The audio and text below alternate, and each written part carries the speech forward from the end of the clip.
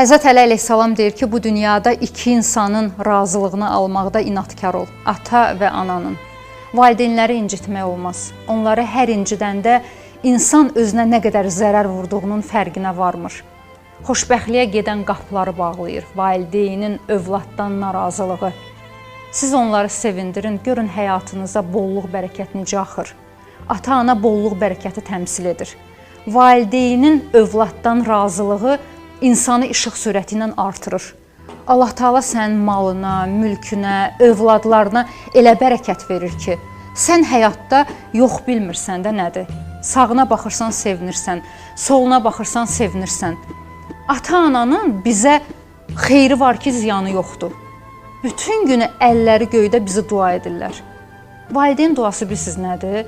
Allahla birləşib saxlayır da səni. Sənə heç kim zərər verə bilmir. Arxada qurulan pis planları, tələləri, qəzanı, bəlanı aşırdıb dağıdır valideynin duası. Mən həyatda yaşıma görə gözümün şahidi olduğum çox hadisələr olub. Valideyn küskün olanda övladından o övlad arta bilmir. O övlad qabağa gedə bilmir. O insan xoşbəxt ola bilmir. Həyat hardasa sındırır o insanı.